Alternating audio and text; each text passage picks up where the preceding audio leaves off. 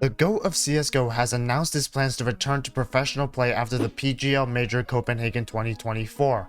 But with the changing landscape of CS2 and the shifting meta regarding smokes and nades, the question becomes, will Simple still be the GOAT of Counter-Strike, or is he going to get swallowed up by the new talent that have progressed, innovated, and improved since his absence?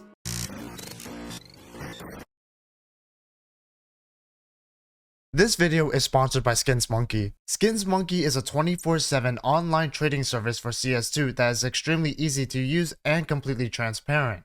You just select your skins, the skins you want to trade for it, and they'll send you the offer. It's that simple. Right now, they are offering a 30% bonus on your first deposit and up to 35% if you use my code WAZOO at the top, along with an additional free $5 if you trade $100. That's a lot of free money, so check out SkinsMonkey today and use my code WAZOO. Thank you, SkinsMonkey. Before we begin, we first have to discuss why Simple had taken a hiatus from CS2, and the answer is very simple. The game just didn't feel the same as CSGO when it first launched. The subtick issues regarding peaking and poor model representation made gunplay feel extremely inconsistent. While everyone suffered from this to some extent, Oppers were disproportionately affected as they only have one shot to get their frag, and if that frag is sliding around like Michael Jackson, well, tough luck enjoying the game. Some Oppers liked the change and adapted to rifling, others stuck through and succeeded despite the setback. But in Simple's case, it just wasn't worth playing the game. When you're as respected and acknowledged as Simple, it can be a double-edged sword. On one hand, there's nothing left to prove. You're already considered the greatest Counter-Strike player to ever have touched the series. On the other hand, you now have to defend your title despite the game that you love fell apart in front of your own eyes, with him tweeting out to not play CS2 and wait 3 months for everything to get back to normal. So on October 23rd, 2023, Simple tweeted out that he was going to take a break from the game, fix up some personal issues, and he said that he wasn't thinking about switching orgs but was open to the idea. And what do you know? After 2.5 months since that tweet and Valve making some minor but impactful changes to the feel of the game, Simple wants back in, planning to make his professional return after the Copenhagen Major, fulfilling his 3-month prophecy. But the times are changing. We now got 17-year-olds decimating the pro scene, Simple's home with Navi looks nothing like it once had, and the utility changes have completely reformed how certain maps are played on a professional level. It's a big change. But if we can expect anything from Simple, is that he's still going to be among the elite in Counter-Strike. Even if the op was worse than it was in the last few months, Simple is still a great rifler and has some of the best game sense out of any pro. And to demonstrate this, I have fellow CS analyst AGONOR to break down Simple's decision making and rifling. Decision making is something a lot of players struggle with, since most will have an IGL doing the thinking, but if you want a star player, they need to be able to know how to make the right decision to win every single round.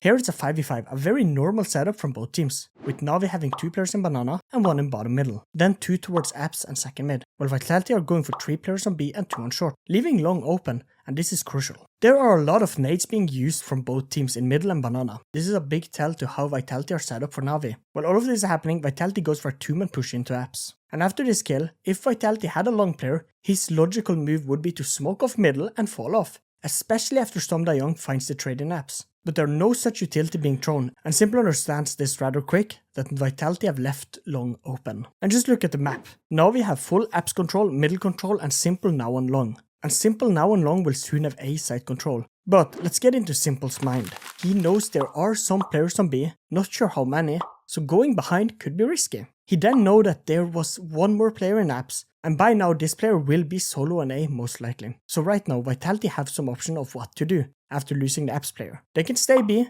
and hoping Navi goes to B, or have 1 to rotate over to help. And here Simple needs to make the correct decision on how to counter what Vitality will do.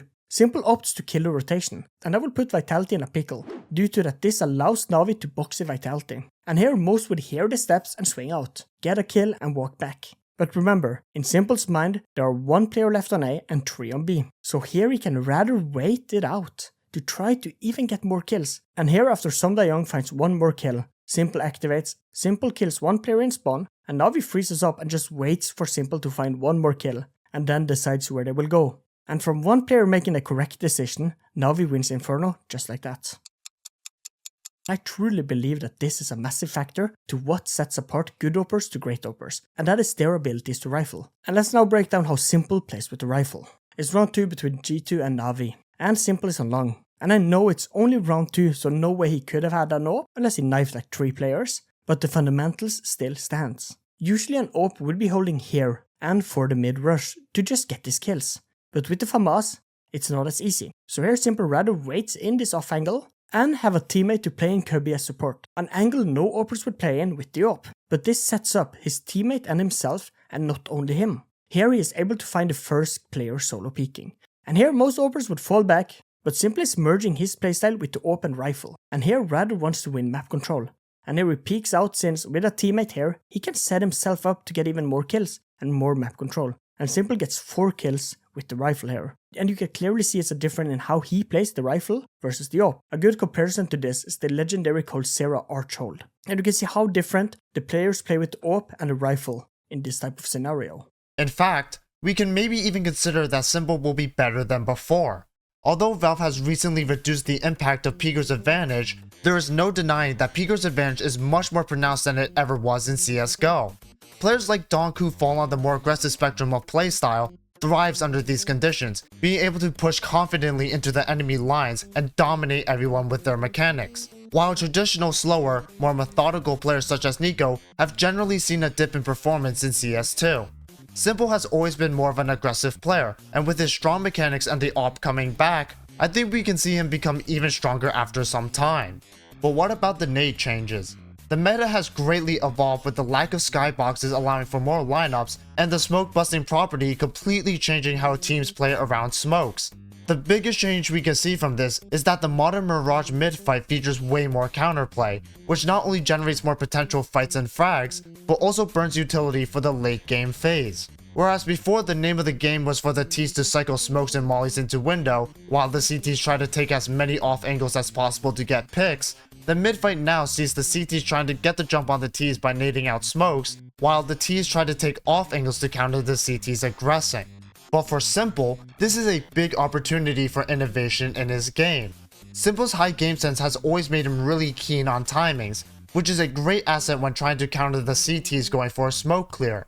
Combine this with his ability to hit extremely large flicks and hit extremely fast quickscopes consistently, and you get a man who will exceed in the counterplay game on the T side. Smoke clear plays, especially ones where your team throws the HE, requires quick aim and high game sense to have good crosshair placement without vision, and guess who has both of those traits? Of course, that will require a great team who can play around you and have great instincts for timing. Which perfectly segues into the final section of this video. Falcons have just picked Simple up for a 1-month loan, replacing Boros in their lineup.